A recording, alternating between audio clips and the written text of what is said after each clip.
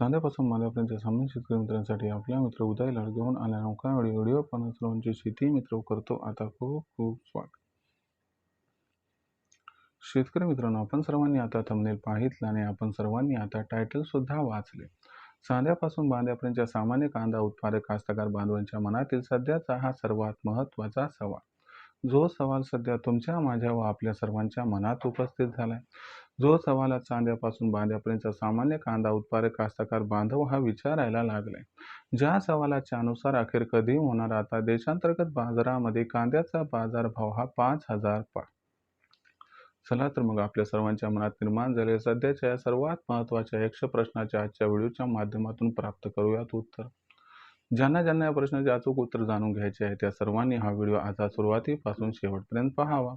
जिथं व्हिडिओ पाहत असताना आपल्या सर्वांना व्हिडिओमधील माहिती मनापासून आवडल्यासारखी वाटेल तिथं व्हिडिओस लाईक करा.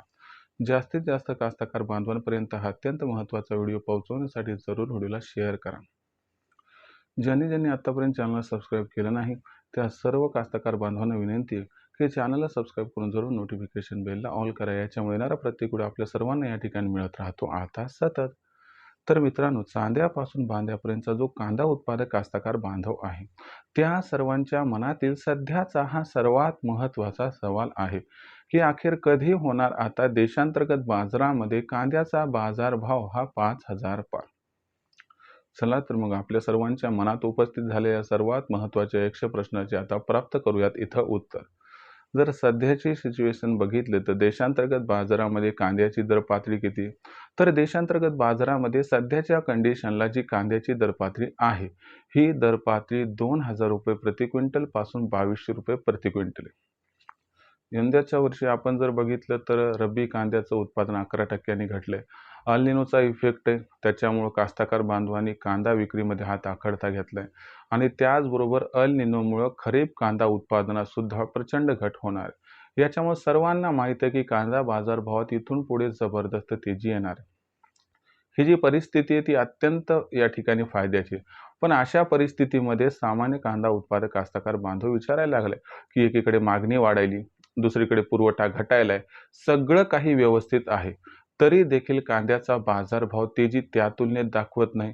मग अशा परिस्थितीमध्ये आम्हाला हे समजावून सांगा की कांद्याचा बाजारभाव कधीपर्यंत होऊ शकतो 5,000 पार. चला तर मग हे सगळं तुम्हाला आता समजावून सांगतो. बघा मित्रांनो, सध्याच्या कंडिशनला आपण सगळ्यांनी बघितलं तर मोदी सरकारने कांदा खरेदीचा दर हा 2,125 रुपये प्रति क्विंटल केलाय. इथं जर आपण बघितलं तर मोदी सरकारने 1,580 रुपये प्रति क्विंटल सुरुवातीला कांद्याचा खरेदीचा दर ठरवला होता. त्याच्यामध्ये मोदी सरकारने जी आहे ती वाढ या ठिकाणी खूप मोठ्या प्रमाणात केली आणि ही वाढ होत होत जाऊन आज 2,125 रुपये प्रति क्विंटल कांदा खरेदीचा दर निश्चित केला. एवढी असणारी वाढ, एवढा दर भूतो न भविष्य झाले असं कधीही घडलं नाही. इथं आणखीन एक महत्त्वाची गोष्ट लक्षात ठेवायला पाहिजे की सरकार आणखीन कांदा खरेदीचा दर वाढवू शकते. दुसरी महत्त्वाची गोष्ट तुमच्या लक्षात आली का की सुरुवातीला सरकार काय म्हणत होते की 55 mm वरचाच कांदा हा खरेदी केला जाणार.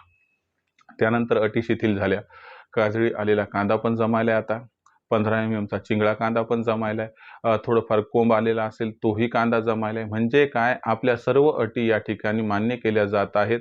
असं कधी होतंय की जेव्हा कांद्याची उपलब्धता अत्यंत कमी आहे, कांद्याचा स्टॉक कमी आहे आणि भविष्यात मागणीपेक्षा पुरवठा खूप कमी राहण्याची शक्यता आहे. सरकारने हे ओळखले आणि याच्यामुळे इथून पुढे कांद्याच्या बाजारभावात जबरदस्त तेजीही येताना आपल्याला दिसणार आहे. दुसरी महत्त्वाची गोष्ट, दरवर्षी 15 जुलैनंतर दक्षिणेतील कांदा येत असायचा, त्यामुळं कांदा दर नियंत्रणात राहायचे. पण अल निनोमुळं अर्ली खरीप कांदा लागवड तिथं फार घटली.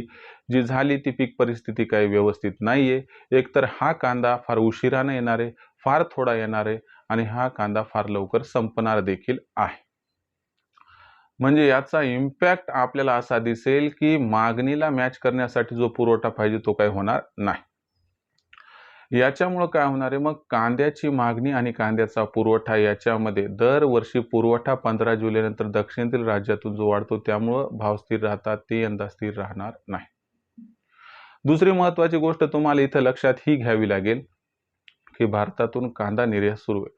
तुम्ही म्हणताल कांदा निर्यात सरकार बंद करेल. सरकारने कितीही विचार केला तर असं करणं शक्य याच्यामुळे नाहीये, की जर आपण एका वर्षी कांदा निर्यात केला, दुसऱ्या वर्षी निर्यात बंदी लादली, तर यानं काय होतंय, की आपलं क्रेडिट खराब होतंय इंटरनॅशनल मार्केटमध्ये आणि क्रेडिट खराब झालं तर उद्या तुम्ही ₹2 स्वस्त जरी कांदा कुणाला द्यायला गेलात, तर त्या ठिकाणी क्रेडिबिलिटी इश्यू असतो. त्यामुळं आपला कांदा कुणीही खरेदी करत नाही.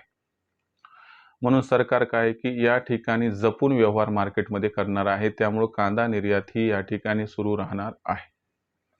आता सगळ्यात महत्त्वाची गोष्ट, की व्यापारी सुद्धा कांदा खरेदी करत आहेत. त्यांनाही कळाले, की बाबा खूप जास्त भाव वाढणे एक तर त्यांनाच पहिले कळते. मग ओव्हरऑल सिच्युएशनचा विचार केला, तर कांद्याची मागणी आणि कांद्याचा पुरवठा याच्यामध्ये खूप मोठा गॅप हा इथं निर्माण होणार आहे. याला मॅच करण्यासाठी महाराष्ट्र, मध्य प्रदेशमधून सुद्धा खरीपचा कांदा हा जास्त येणार नाही. म्हणजे ही जी ओढाताण आहे फक्त काय 2 महिन्यासाठी नाही. हे तुम्हाला दिवाळीपर्यंत चित्र असंच दिसणार आहे. मी तर म्हणतो हे पूर्ण वर्ष याच्यातच जाणार आहे. मग अशा परिस्थितीमध्ये आपण जर बघितलं तर मागणी पुरवठ्यामधील जो गॅप आहे, तो खऱ्या अर्थानं आपल्याला ऑगस्टच्या 15 तारखेनंतर प्रचंड प्रमाणात दिसणार आहे. आणि त्याच्यामुळं काय होणार आहे, आपल्याला ऑगस्ट महिन्यात धुवाधार तेजी कांद्याच्या बाजारभावात येताना दिसणार आहे. तरी देखील कांदा भाव मग ऑगस्ट महिन्यात पाचार होतील का? तर नाही.